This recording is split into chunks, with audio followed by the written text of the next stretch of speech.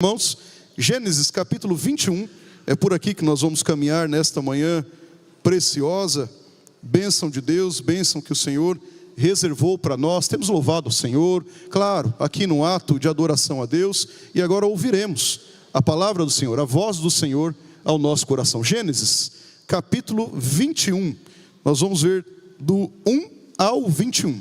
Gênesis capítulo 21, verso 1, verso 1, até o 21º, até o verso 21. Acompanhe a leitura com muita reverência. É a palavra de Deus que está sendo lida e será exposta. Diz assim: visitou o Senhor a Sara, como lhe dissera. O Senhor cumpriu o que lhe havia prometido. Sara concebeu e deu à luz um filho a Abraão na sua velhice, no tempo determinado de que Deus lhe falara. Ao filho que lhe nasceu, que Sara lhe dera à luz, pôs a Abraão o nome de Isaque.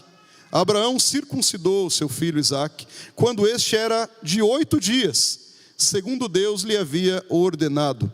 Tinha Abraão 100 anos, quando lhe nasceu Isaque seu filho. E disse Sara: Deus me deu motivo de riso, e todo aquele que ouvir isso vai rir juntamente comigo. E acrescentou: quem teria dito a Abraão que Sara amamentaria um filho? Pois na sua velhice lhe dei um filho. Verso 8. Isaque cresceu e foi desmamado. Nesse dia em que o menino foi desmamado, deu a Abraão um grande banquete. Vendo Sara que o filho de Agar, a egípcia, o qual dera à luz a Abraão, caçoava de Isaque, disse a Abraão: rejeita essa escrava e seu filho, porque o filho dessa escrava não será herdeiro com Isaque, meu filho. Pareceu isso muito penoso aos olhos de Abraão, por causa do seu filho. Disse, porém, Deus a Abraão: não te pareça isso mal por causa do moço e por causa da tua serva. Atende a Sara em tudo que ela lhe disser, porque por Isaque será chamada a tua descendência, mas também do filho da serva farei uma grande nação, por ser ele teu descendente. Levantou-se, pois, Abraão de madrugada, tomou pão e um odre de água, pôs-los às costas de Agar, deu-lhe o menino e a despediu. Ela saiu andando errante pelo deserto de Berseba. Tendo-se acabado a água do odre, colocou ela o menino debaixo de um dos arbustos, e afastando-se, foi sentar-se defronte, à distância de um tiro de arco, porque dizia: assim não verei morrer o menino. E sentando-se em frente dele, levantou a voz e chorou.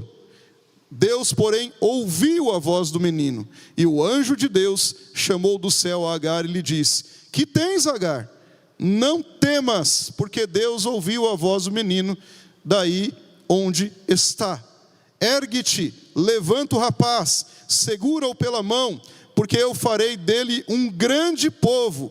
Abrindo-lhe Deus os olhos, viu ela um poço de água, e indo a ele, encheu de água o odre, e deu de beber ao rapaz.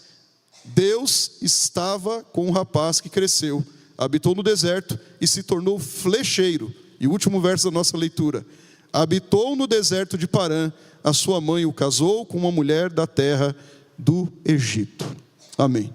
Curve sua cabeça, vamos orar a Deus mais uma vez. Pai, tua palavra aqui lida será exposta, que haja fidelidade na exposição e que o nosso coração, ó Senhor querido, crave, para que nós possamos praticá-la. Deus, livra-nos de nós mesmos, que não sejamos nós ouvintes esquecidos, mas praticantes da tua palavra. Senhor, que em cada momento seja a tua voz a falar ao coração dos teus filhos, dos teus servos. Esse é o nosso desejo.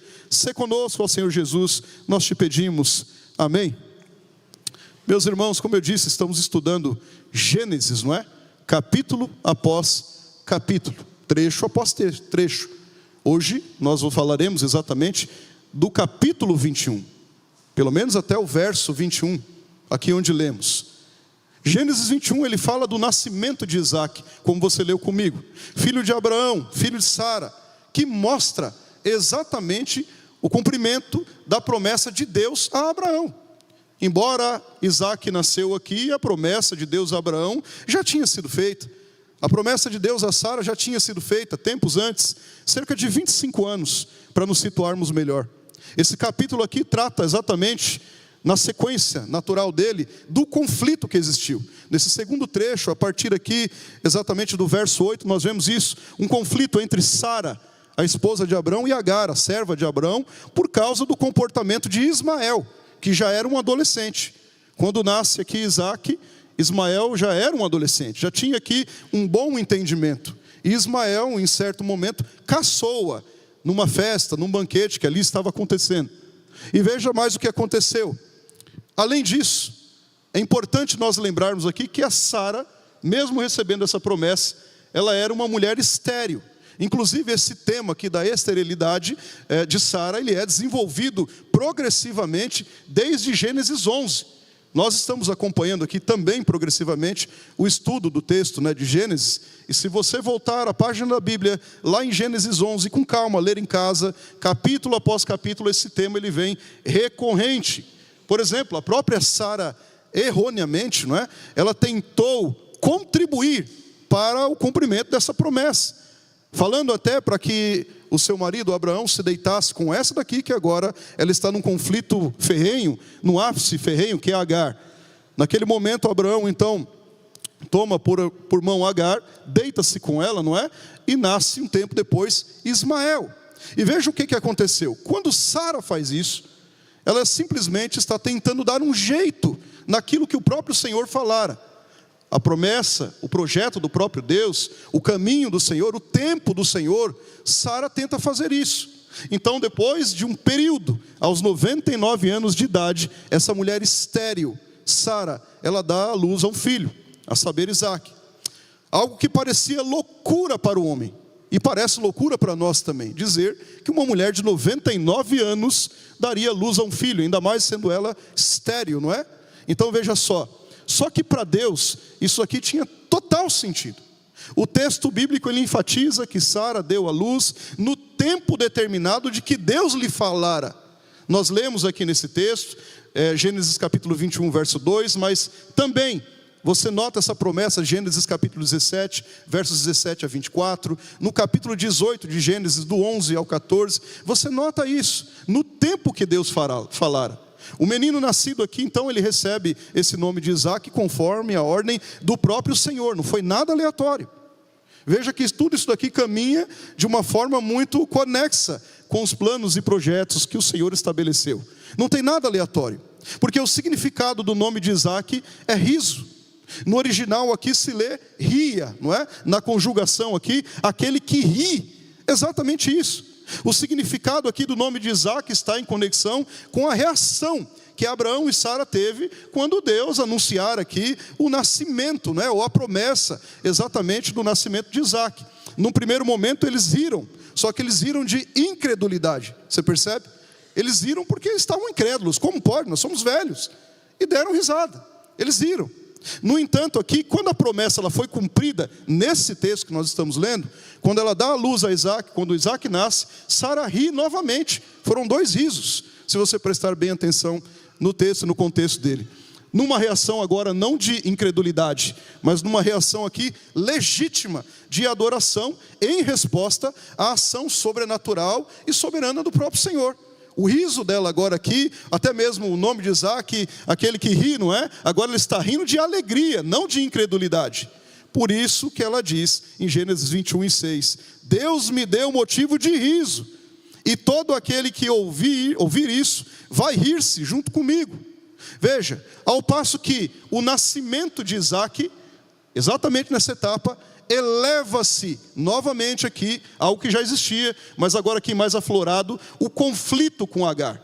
Isaac nasce e há esse conflito exatamente por conta de Ismael ter caçoado do nascido ali Isaac, não é? Claro que tudo isso, quando você lê o texto, você nota que existia uma questão de herança, de ser herdeiro, uma coisa total nesse sentido, aguinado para esse sentido, você nota isso. Sara e Agar aqui, elas já tinham problemas, elas já tinham dificuldades entre elas. Se você voltar também algumas páginas da Bíblia Sagrada e ler em casa com mais calma, no capítulo 16 de Gênesis, você vai ver que isso já acontecia. Já estava ali um conflito instaurado, já estava ali um conflito instalado entre Sara e Agar. Talvez não no ápice de que nós lemos aqui agora, no capítulo 21, mas já existia. Elas tinham um conflito. Inclusive, a própria Agar já tinha fugido da casa de Abraão. Não era a primeira vez que ela tinha feito isso. Só que ela sempre voltava, ela retornava. Desta vez aqui não.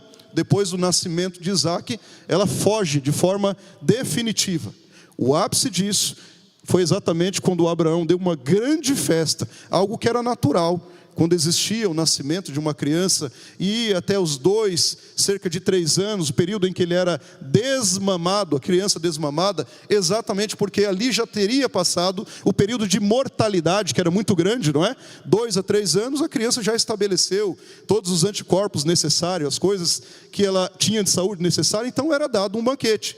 Nessa época aqui que aconteceu isso, foi exatamente onde Sara, movida aqui, envolta, talvez de um ciúme doentio, vamos assim dizer, talvez de um ciúme desvairado, ela fala exatamente a Abraão: olha, despede não somente o Ismael, mas também a serva, ou seja, Agar, considerando aqui a atitude de Ismael como uma perseguição e até mesmo uma herança a respeito daquilo que Isaac herdaria. Então veja, o texto bíblico diz que o pedido de Sara, ele foi muito penoso, ele foi pesado a Abraão. Até porque Abraão, naturalmente, ele é filho dele, Ismael, ele o amava. E não somente por isso, os códigos legais do tempo que eles viviam proibiam fatidicamente a expulsão do filho do chefe, ou seja, do filho de Abraão. Proibiam, não somente o filho, mas também a serva. Era proibido isso. Então olha, o pedido de Sara para Abraão era exatamente que despedisse Agar, despedisse o Ismael. Isso foi muito penoso para Abraão, porque Abraão tinha este filho que ele também amava, e também, segundo os códigos que tinham ali presente naquele momento, ele nem poderia fazer isso. Embora Deus falara a Abraão que a sua descendência seria chamada de Isaac e não de Ismael, Deus também, ele disse que Isaac não deveria, na verdade, Abraão não deveria se preocupar com Ismael, pois de Ismael também se faria uma grande nação.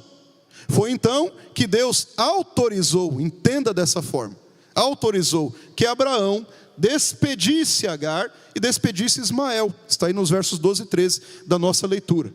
Depois disso, Abraão então se levantou de madrugada, é o que o texto diz, deu a Agar, foi de madrugada, na calada da noite, ele deu a Agar um odre de água, e despediu-a com Ismael. Aqui o escritor bíblico diz que a mãe e o filho, eles andaram, e aqui essa palavra é muito importante para a nossa caminhada de hoje pela manhã, andaram errante pelo deserto de Berseba, está aí no verso 14. O que quer dizer isso? O deserto de Berseba, que fica na fronteira sul da atual Palestina, é uma área extremamente extensa, é um deserto grande. Então, era uma questão de tempo para que esses recursos, um odre, perceba bem disso, para que esses recursos de Agar e de Ismael acabassem. Era uma questão de tempo, não demoraria muito. Então, quando a água do odre acabou, na sequência do texto que lemos aqui, Agar toma Ismael, coloca ele debaixo de um arbusto e se afasta dele, para não vê-lo morrer. Olha o cenário que estava acontecendo aqui. Naquele momento, parece que ambos, dá a entender isso do texto, que mãe e filho choraram assim de uma forma copiosa, desesperadamente. Se nós lermos os versos 15 e 16, só que o texto também diz que Deus ouviu a voz do menino. O anjo do Senhor disse a Agar que ela não deveria temer, pois Ismael seria pai de um grande povo, de uma grande nação.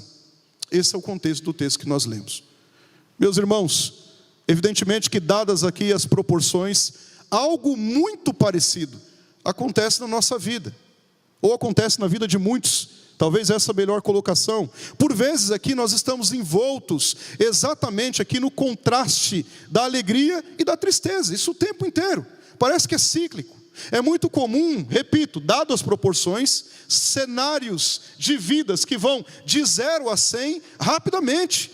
A coisa se transforma a ponto de nós nem sabermos às vezes como é que isso aconteceu. Como nós saímos de um cenário de alegria e passamos a um cenário de tristeza e vice-versa. Porque, repito, é cíclico.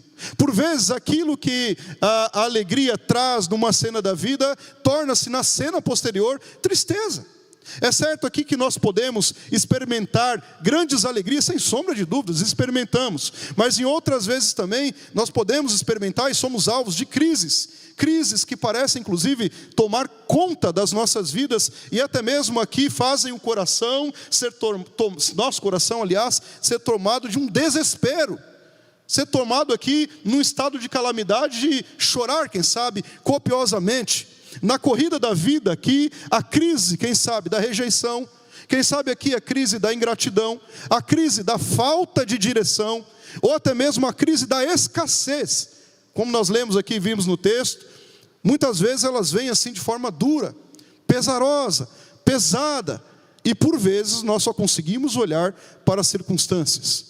A calamidade aqui, ela intenta se instalar, querendo até mesmo tomar aqui a nossa lucidez, e às vezes sem data aparente para check-out. Isso acontece. Nós não estamos isentos disso. Mas o que é que nós devemos fazer então? Como é que nós então devemos combater essa situação tão sofredora da vida? Como nós devemos caminhar numa situação como esta, que é recorrente na vida de muitas pessoas, e talvez você esteja exatamente nesse cenário? O texto que nós lemos aqui, até mesmo o contexto apresentado, quis trazê-lo bem breve para nós nos situarmos exatamente nessa grande perícope, porque ela é grande. Mostra exatamente o nascimento de Isaac. E esse nascimento de Isaac é a prova cabal que nenhuma promessa é esquecida. Nenhuma promessa é esquecida. Mas também, nenhum deserto aqui ele é permanente. Nós lemos aqui, nós vimos isso. E com base exatamente nesse texto que nós lemos, vamos aqui aplicar, extrair algumas lições práticas para o nosso relevo espiritual. A primeira delas, Deus ele é imutável. Imutável. Nós podemos confiar que Ele sempre cumpre as suas promessas, apesar das nossas limitações. Deus é imutável, Ele não muda. Ele sempre cumpre as promessas que Ele fez, apesar das nossas limitações. Promessas de Deus, na verdade, nós deveríamos ouvir assim como realidade. Deus prometeu, então é uma realidade. Pois nenhuma das promessas do Senhor jamais caiu por terra. Você já viu alguma promessa de Deus não ser cumprida? Para nós devia soar assim. Ora, se Deus é imutável, se não há sombra de variação, se Ele não muda, se Ele prometeu, Ele cumpre, então é uma realidade. Cedo ou tarde, na nossa ótica, será cumprido. O próprio Senhor, Ele vela pela sua palavra em cumprir o que Ele promete, Ele cumpre o que Ele faz. De fato, ninguém poderá emperrar, ninguém poderá impedir. O Senhor, Ele visita Sara nesse texto, e a Sara concebe, mesmo num caminho de esterilidade. Você percebe isso? Sara concebe, dá à luz a Abraão na sua velhice. O Senhor prometeu, Ele cumpre, Ele é imutável. Veja o que mais, no tempo determinado foi que Deus fez isso, determinado pelo próprio Senhor, o tempo que Ele havia falado. A visita a Sara é a atenção que Deus dispensa a ela, abrindo aqui um novo futuro, se nós podemos dizer um novo futuro, porque Deus não errou, o futuro era o mesmo, é na ótica humana, não é? Deus abre um novo futuro a ela aqui, pondo um fim à dor da infertilidade que ela tinha, agregando o que Ele havia prometido. Em que momento Deus mudou? O nascimento aqui de Isaac significa exatamente o cumprimento da promessa, a recompensa da paciência, a revelação do poder de Deus, a um passo decisivo no processo, inclusive, de cumprir o próprio propósito de Deus na história da redenção, tipificando Jesus Cristo. Porque Isaac é um tipo de Cristo, uma tipificação. Percebe? Deus não mudou. Os decretos do Senhor não são alterados de forma nenhuma.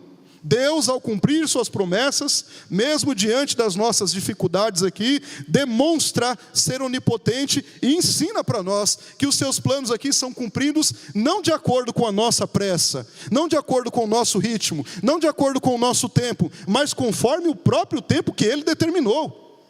É exatamente isso que Ele mostra. Tanto aqui Abraão, quanto Sara aqui, eles riram, não é? Você viu comigo no texto, inicialmente falando, e até mesmo no contexto, eles riram do que Deus havia lhes comunicado, que eles teriam um filho na velhice, mas esse é exatamente o riso da dor, o riso das impossibilidades humanas, o riso aqui da inoperância humana, o riso da limitação humana, o riso aqui da impotência que nós temos enquanto seres humanos. Esse é o riso. Às vezes Deus fala, Deus promete, e nós, na nossa incredulidade, nós ouvimos e até falamos, não, mas isso aí não será? Deus é imutável, Ele cumpre suas promessas, apesar das nossas limitações. Quando Isaac nasce aqui, o seu nome aqui é o reverso desse riso, da inoperância do ser humano. Quando Isaac nasce aqui, o nome dele, como você já viu comigo aqui, é o contrário da limitação do ser humano. Se o primeiro riso expressava incredulidade, impossibilidade humana, agora este riso, segundo do nascimento do Isaac aqui, mostra exatamente as possibilidades infinitas de Deus. É exatamente isso. Possibilidades infinitas. Agora aqui, o Deus das promessas, ou Deus de promessas, Ele cumpre aquilo que é impossível ao ser humano. Em outras palavras, esse riso de Sara traduz nada mais, nada menos do que a bondade de Deus. Nada mais, nada menos do que isso. Sara acredita, dá crédito, não é? A Deus em transformar o seu riso de incredulidade em alegria. E todos agora ririam de alegria junto com ela, ou seja, todos ririam de alegria porque a promessa de Deus foi cumprida. Traçando um paralelo nesta tipificação do nascimento de Isaac, não é? Com Cristo Jesus, você tem aqui, tanto Isaac como Jesus, de fato, foram a semente prometida. Um outro paralelo, houve um período aqui de espera e promessa até chegar no cumprimento, e foi cumprido. Um outro paralelo, quando Sara, ela ouviu a promessa do nascimento de Isaac, ela riu e perguntou, mas como é que isso pode acontecer, uma vez que eu já sou velha? E o Senhor respondeu, acaso para o Senhor haveria algo demasiadamente impossível? Está lá no capítulo 18, verso 14 de Gênesis. Quando o anjo Gabriel avisou Maria que ela seria mãe do Salvador, ela perguntou, como será isso possível? Isso é a incredulidade do ser humano. Como será isso possível? Eu sou virgem. Está lá em Lucas, capítulo 1, verso 34. Como é possível? E o anjo respondeu, para Deus não haverá impossíveis. Deus cumpre a sua promessa estabelecida. Deus cumpre. Nós precisamos crer nisso. Tanto o nascimento de Isaac quanto de Jesus aqui foi motivo de alegria para suas respectivas mães e para nós, evidentemente, o Senhor é Salvador da nossa vida, motivo da nossa alegria. Claro, o Senhor visitou a Sara, como Ele tinha dito, e Ele fez com Sara tudo aquilo que Ele havia prometido. Veja, meus irmãos, o tempo de Deus ele é diferente do nosso. Às vezes nós atropelamos as coisas, nós somos assim, todos os seres humanos. Às vezes a gente tenta até dar um jeito nas coisas, mas o tempo de Deus ele é diferente do nosso. Sara aqui esperou anos, mas o Senhor aqui veio no tempo exato. Deus não trabalha com atrasos. Há pessoas que pensam isso, mas não. Deus não trabalha com atrasos, mas Deus trabalha com propósitos. É muito diferente. A promessa se cumpre aqui apesar das limitações. Sara disse, quem teria dito, hein? Essa é a expressão. Quem diria, hein? Quem teria dito a Abraão, ela mesma falando dela, que Sara amamentaria um filho, pois na sua velhice dei um filho a Abraão. Claro, felicidade, lógico. Quem diria, hein? Ela está dizendo. Ela reconhece que a promessa não foi fruto da força humana. E nunca é. A promessa não é fruto da força humana, mas da fidelidade divina à sua palavra. Ele é fiel à palavra dele. Nós precisamos crer que quando Deus promete, Ele cumpre. Quando Deus promete, Ele cumpre. Mesmo que isso pareça tarde aos nossos olhos, o ser humano é assim, não é? Ansioso por natureza. Mesmo que isso pareça tarde aos nossos olhos, o tempo da promessa, ele ainda está vivo e ele está em movimento. Nós precisamos crer. Precisamos. Mas o texto é progressivo. Em segundo lugar, Deus está no controle de tudo. De tudo. Mesmo em meio a crises e desertos da vida, Ele não nos abandona. Deus está no controle de tudo. Nas crises, quaisquer sejam elas, nos desertos, quaisquer que sejam eles, Deus não nos abandona. A crise, é verdade, muitas vezes é gerada em meio à celebração da vida. Lembra aquele 0 a 100 do começo que eu falei? Nós estamos numa cena aqui, mas parece que daqui a pouco é outra cena. Nós estamos numa alegria aqui, mas daqui a pouco virou a página, estamos na tristeza. Acontece. A crise aqui muitas vezes, ela é gerada em meio à celebração da vida. Como foi o caso, não é? Lembra o que estavam fazendo? O ápice da crise, onde chegou? Num banquete, não foi? Olha, o Isaac está desmamado agora. Que maravilha. E a crise, o ápice dela, pelo menos, se dá exatamente aqui. O que se vê nesse texto aqui é que existe também, além de tudo isso, um espaço, mesmo em relação ao sagrado, né, as coisas sagradas, para celebrar as coisas mais comuns da vida. Isso é um fato. Nós temos também isso. Uma coisa que é se considerar é que existe uma linha, um fio aqui muito tênue, entre o projeto de celebração da vida e ao mesmo tempo uma guinada numa coisa que aparentemente é má, que aparentemente é seca, que aparentemente é árida e totalmente aqui voltada a outras questões, inclusive nas relações interpessoais. No meio do grande banquete, Abraão estava contente, feliz, estava lá, uma festa, uma maravilha. Surge então no meio da grande celebração uma coisa que não estava agendada, não estava prevista. Os acasos, não é? Que não são acasos, percebe? No meio da grande festa que estava lá, surge uma coisa que ao olho humano estragou a festa. Foi totalmente inverso. Sabe aquela história de o tiro saiu pela culatra? É isso. Quando todos estavam aqui se alegrando, quando todos estavam felizes, o que Sara faz? Ela flagrou o adolescente Ismael, ele era um adolescente, fazendo uma brincadeira de mau gosto com Isaac. Estou sendo generoso quando falo brincadeira de mau gosto. Foi uma coisa, não foi boa não. Os textos originais nos mostram isso. E naquele momento, o mundo de Sara, e também o de Agar, por assim dizer, ruiu. Não era a Sara alegre agora, que estava falando, olha, quem diria, hein? Parece que não era mais a mesma Sara. O mundo dela ruiu. 0 a 100. Estava feliz, um banquete, 0 a 100 em segundos. Agora tristeza, ciúmes, cólera. Talvez isso. Mais do que Sara poderia suportar. Veja. Ela ficou cheia de fúria colérica. Ela ficou com ciúmes aqui descontrolado, exigindo inclusive a expulsão imediata da serva Agar. Ela não estava assim, não, talvez, vamos conversar. Ela estava colérica ao extremo. Ela exigiu a expulsão da serva Agar. Aquilo que era de fato plena alegria em momentos, no meio da celebração, no meio da festa, agnou para um caminho de tristeza.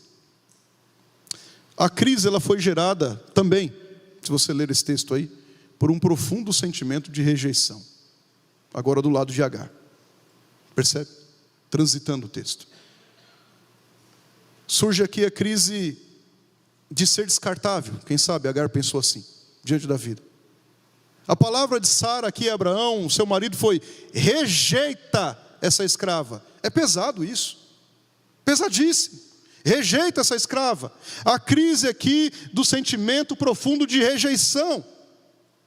A rejeição fere a pessoa. Ser rejeitado não é uma coisa boa. Dói. Desarticula a saúde psicológica. Provoca uma desestabilização emocional. Acontece. Rejeição. Era o que ela estava passando. Não há nada que fere mais alguém do que, de fato, ser rejeitado. A crise é gerada quando o indivíduo, quem quer que seja, é tratado como um sujeito indefinido na história. É exatamente isso. Rejeita essa escrava, foi a palavra. Sara omite inclusive o nome de Agar, você percebeu? Ela nem cita o nome de Agar. Essa escrava, rejeita essa escrava. Para ela, quem sabe, Agar não tem um nome, não tem valor, é só uma escrava. A Sara que estava feliz aqui, por ter recebido o seu Isaac, a promessa. Agora a colérica está falando isso. A linguagem trabalhada aqui é a linguagem do desprezo humano. É exatamente isso. A crise é gerada quando a pessoa é despedida, largada, se sente sem direito, sem vez, sem voz. É exatamente isso. Agora, por ser escrava, ela não poderia nem abrir a boca, não poderia nem opinar, ela não poderia nem falar. Tem noção que é isso? Sara está tomada aqui de um ciúme doentio, e ao falar ao seu marido, isso parece um discurso muito duro, duro demais a Abraão. Imagina o Abraão vendo isso, teve os erros dele, é claro, já estudamos isso aqui, estudaremos mais até o final de Gênesis. Mas vocês imaginam isso? Ele tinha uma profunda afeição pelo seu filho Ismael, e não tem outra coisa que restou. Agar precisou sair dali. Ela saiu. Ela sente agora o gemido, a dor, a tristeza da ruptura.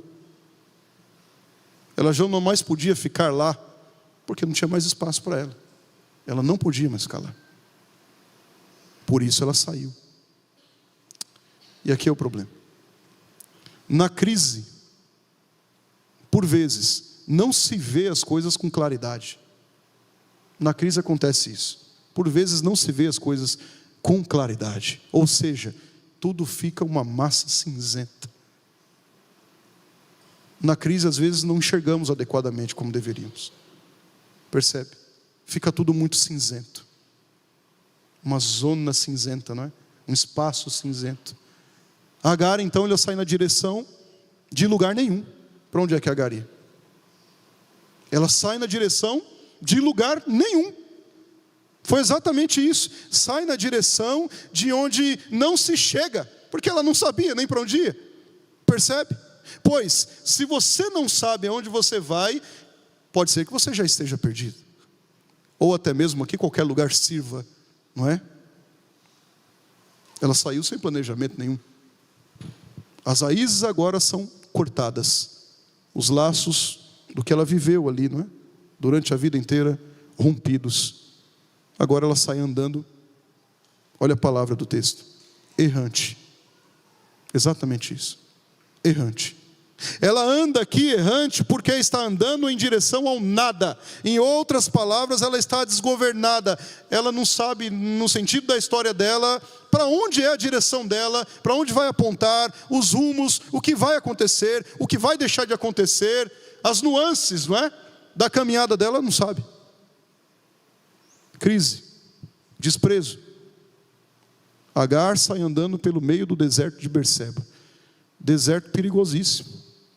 Deserto seco, não é? Ou tem muita água lá no deserto? Seco. Deserto árido, ameaçador. Sim, com um adolescente, com um odre na mão. Ela sai assim. O que é isso senão prenúncio da morte? O que é isso? Senão aqui caminhar com o menino ao deserto, trazendo ao seu próprio coração, diante da circunstância, grande medo, grande aflição. Porque os esgotamentos dos recursos humanos aconteceriam. As possibilidades humanas diante da necessidade imediata pela permanência da vida estava aflorado, acabaria, não teria jeito. Era fim fatídico. No deserto, havemos de convir que o que há de maior riqueza é água, ou não? Numa caminhada seca, árida. Portanto, quando acaba a água, o que geralmente acaba? A esperança. A esperança da vida. Sem água, não se caminha pelo deserto. Não em sã consciência. Sem água, não se chega a lugar nenhum. Percebe? Agar chegou aqui, vamos dizer, ao fim do túnel, fazendo uma analogia ao fim do poço. E todos os recursos, inevitavelmente, esgotaram-se. Aconteceu isso. O que era previsto, aconteceu. Os recursos se esgotaram. O cansaço da caminhada agora, quem sabe ela não consegue nem se estabilizar sobre os pés. O cenário aqui é de desespero. O que ela espera é o fim. O que ela espera de fato é a morte. Agar arrasta aqui o filho, vendo tudo isso, coloca ele debaixo de um arbusto e faz daquele lugar, talvez ali, um prenúncio do cemitério. Vai ficar aqui, só tem que aguardar a morte. Eu vou até me retirar para não ver o meu filho morrer. Colocou Ismael num leito de morte e se afastou. Foi isso que ela fez.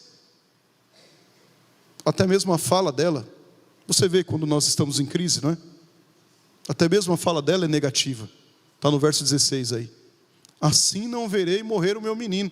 Ela já tinha por certo isso. A fala é negativa. Não há um aspecto positivo nessa fala. Na crise, no desprezo, na calamidade, no cenário cinzento, o pessimismo. Sabe o que ela está falando agora aqui? Não tem mais esperança. A desesperança. É isso que ela está dizendo. Revelando inclusive a fragilidade dela, claro. Então o que ela faz? Talvez a única água que ela tinha ali, né, do próprio corpo, chorou. Ela chora. O choro foi o discurso silencioso da fragilidade dela. O choro foi isso. A Agar aqui perdeu tudo. Tudo. Ela perdeu o lar. Ela perdeu o abrigo. Nome? Nem citaram. Direitos? Nenhum. Água? Elemento básico para a vida? Nem isso ela tinha. Teto? O sentido da vida? Não tinha mais. E agora ela estava perdendo quem? Filho. O que nós não devemos fazer, agora o efeito contrário, não verbalizarmos ou pensarmos num futuro pela desesperança, pelo viés da desesperança, mesmo quando nós estamos em crise. Porque em Cristo Jesus as crises da vida têm saída. Nós devemos fazer o caminho exatamente ao contrário. E temos exemplo disso, como estamos lendo. Que a nossa visão, ela não esteja cega ou cegada pela incapacidade de ver Deus, de ver Cristo, de ver o próprio Senhor ali, mesmo nas situações mais desesperadas da vida. Pois Ele sempre esteve no controle de tudo. É o título aqui do segundo ponto. E nunca nos abandona, mesmo nas crises. Note que Deus, porém, ouviu o quê? A voz do menino. Ele não está aleatório. Ele não deu corda no universo, foi embora, tirou férias. Não. Ele ouve a voz do menino. E o anjo de Deus chama Agar e diz: que tens, Agar? Olha a indagação. Olha a pergunta. Que tens, Agar? Não temas. Não tenha medo. Que coisa dura, hein? Você já pensou você no lugar de Agar? Com tudo isso aqui que foi citado?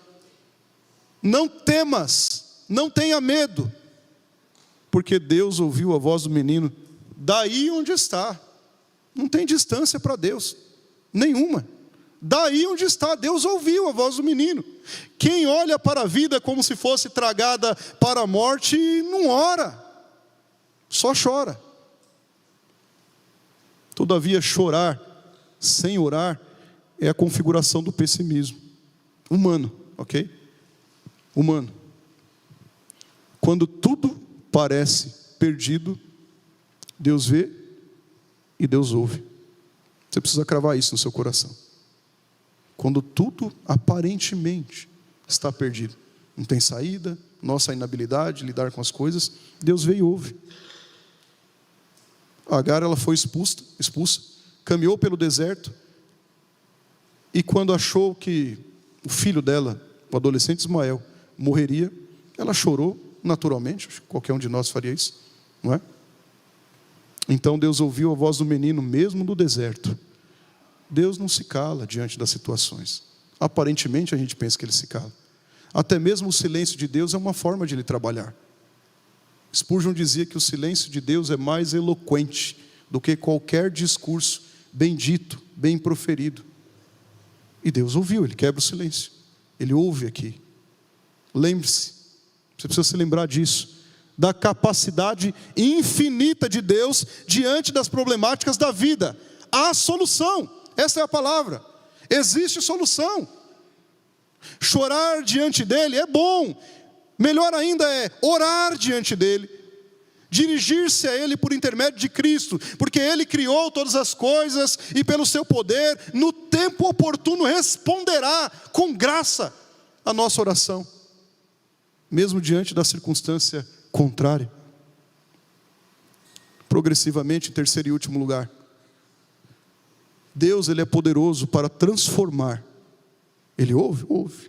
Está no controle? Está. Mas ele também é poderoso para transformar a dor e o caos em alegria. A coisa vira para o outro lado também. A dor e o caos em alegria. Deus aqui, ele permitiu, e foi permissão dele, que Agar chegasse, não é, para nós, assim, humanamente falando, ao fim da linha, para aí então mostrar o seu socorro. Há um adágio popular, você já deve ter ouvido ele: a justiça de Deus tarda, mas não. Já ouviu ou não? Já? Quem ouviu? A justiça de Deus tarda, mas não falha. A maior mentira contada. A maior mentira. Contrário disso, a palavra de Deus, Salmo 46, verso 1: Deus é o nosso refúgio e fortaleza, socorro bem presente nas tribulações. Deus é poderoso para transformar a dor e o caos em alegria. Veja, Deus afasta o sentimento e o desprezo da rejeição de Agar. O anjo de Deus chamou Agar e lhe disse: que tens, Agar? Durante toda a caminhada pelo deserto, quem sabe, não é? Agar aqui sentia-se ninguém,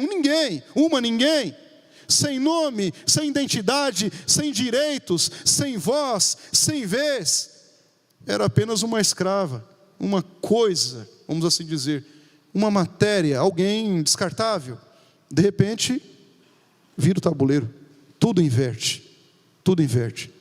Existe alguém que sabe que Agar é uma pessoa que tem importância. E aqui não há nenhum triunfalismo.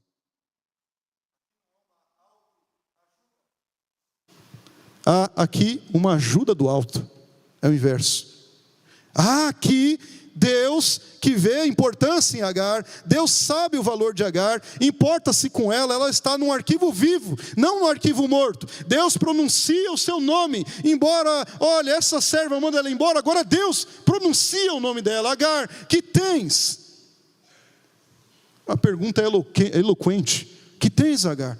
Agar, que estava calada até aquele momento, quem sabe sufocada, sem vez, sem voz, agora é o contrário, ela pode falar, ela pode desabafar. Sabe com quem? Sabe com quem que a gente tem que desabafar? Já sabe, né? Com Deus. Com Deus, agora ela pode. Deus está ali pronto para ouvi-la. Deus quer ouvi-la. Isso aqui é terapia divina, coisa boa. O nome de Agar é pronunciado do céu, num contexto de milagre. É o Senhor do universo que chama, que fala com ela. Deus encontra Agar exatamente onde a história parecia ter chegado ao fim. É aí que Deus encontra Agar. Deus aqui, porém, além disso, ouve a voz do menino. Significa uma mudança aqui extremamente radical, no rumo de absolutamente tudo. Deus aqui intervém no caos, Deus intervém na crise, Deus intervém na calamidade. Esse, porém, indica aqui que chegou o tempo do fim da calamidade instaurada.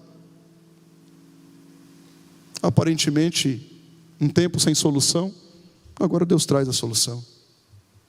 Ele é poderoso para reverter o processo de morte em vida, seja qual for o deserto que você está caminhando aí. Ele é poderoso para isso. Então, meus irmãos e minhas irmãs, em nome de Jesus, é só no nome dele e pela graça dele, posicione-se diante do problema, posicione-se diante da calamidade e reafirme ao seu coração, relembre ao seu coração que há um Deus superior a qualquer dificuldade, a qualquer calamidade, mesmo que tudo pareça um fim iminente. Esse é o nosso Deus. As instruções de Deus para Agar foram: ergue-te, levanta o rapaz, posicione-se, é isso que ele estava dizendo. Segura-o pela mão, porque eu farei dele um grande povo. Eu ouvi. com uma mudança posicional de Agar. Ergue-te. É preciso reagir diante do caos. Não entrega os pontos não. Deus está conosco. Sair aqui da posição do pessimismo de derrota e ter um otimismo da verdade prática bíblica, com uma mudança de atitude em relação aqui, Agar, ao filho, não é? Lute exatamente por aquilo que Deus já falou que está contigo. A força não está em nós, é claro, vem dele. Com uma mudança de atitude em relação ao futuro. Talvez você não enxerga mais nada no futuro, pode ser. Mude sua posição em relação a olhar para o futuro, a olhar para frente, a olhar para o corredor do futuro. O Senhor disse para Agar: não acabou, Agar, eu farei deste Ismael um grande povo. Não acabou, a história não acabou aqui. Agar olhou para o futuro do seu filho e viu um fim imediato, que era a morte. Deus olhou para o filho de Agar e viu um grande povo. A palavra última é de Deus. Deus também pode transformar a tristeza em alegria. Ele pode mudar. Mesmo que você já tenha, eu já tenha, quem sabe, estabelecido ao coração a falência das coisas, na nossa incredulidade, mas Deus pode fazer grandes milagres nas nossas vidas. Deus providencia escapes milagrosos.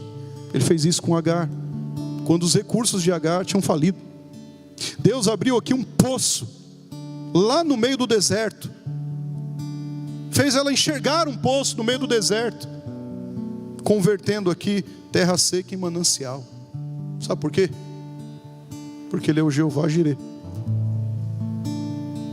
Por isso. É Deus quem abre o mar vermelho, é Deus quem tira a água da rocha, é Deus quem derruba muralhas, é Deus que faz o cego enxergar, é Deus que faz uma mulher estéril dar à luz, é Deus que faz isso. Deus cuida do futuro de Agar, enquanto ela pensava que só tinha um passado destruído. Por ser filho de Abraão, Deus abençoou Ismael, e dele fez um grande povo. Deus é fiel para sustentar aquilo que Ele começou, você não tenha dúvida disso. Deus não apenas inicia promessas, Ele sustenta promessas. O mesmo Deus que visitou aqui Sara foi o Deus que cuidou de Ismael. Ele não abandona as obras das suas mãos. Ele não faz isso. A presença de Deus aqui é garantia de sucesso. Você está entendendo? A presença de Deus não é a força do nosso braço, não é o nosso intelecto, não é o recurso que nós temos. A presença de Deus é que é a garantia do sucesso. Deus foi com um menino, está aí no verso 20. Não importa o lugar, deserto, poço, palácio, se Deus estiver presente em qualquer desses lugares, tudo floresce. Tudo floresce. Deus transforma a dor em destino. Deus faz isso. Ismael nasceu de um conflito, não foi? Talvez ali da esterilidade, da incredulidade, só que ele viveu um propósito. Exatamente isso. A história de Gênesis 21 nos ensina, irmãos, então, a respeito da fidelidade de Deus, que ela supera as falhas humanas e vence o tempo da espera. Sara aprendeu então a rir de novo. Sabe por quê? Porque Deus é fiel. Agar descobriu aqui um poço no deserto. Sabe por quê? Porque Deus é presente. Ismael aqui sobreviveu. Por quê? Porque Deus é cuidadoso. Não se esqueça disso. Talvez você esteja, quem sabe, não é? Esperando uma promessa.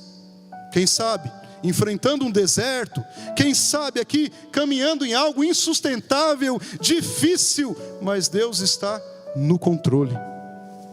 Tanto que enviou seu Filho Jesus para nos salvar. Enquanto nós estávamos caminhando no caos, sem esperança, mortos em delitos e pecado, o Senhor providenciou o meio necessário. Não um poço que seca, não, mas uma fonte inesgotável que jorra para a vida eterna, e Ele é a nossa esperança. Portanto, nós devemos confiar na soberania de Deus. Creia que Deus está no controle e cumprirá sua promessa na minha e na sua vida. Conte, os 3 Cs. Confie, mas também conte com a providência divina. O melhor Ele já providenciou, a salvação em Cristo Jesus. E o 3º C útil: creia que Ele é poderoso para transformar o fim iminente em vida, e esta vida com abundância. Devemos crer nisso no nome e pelo poder de Jesus Cristo. Que Ele nos abençoe. Fiquemos em pé e vamos louvar a Deus.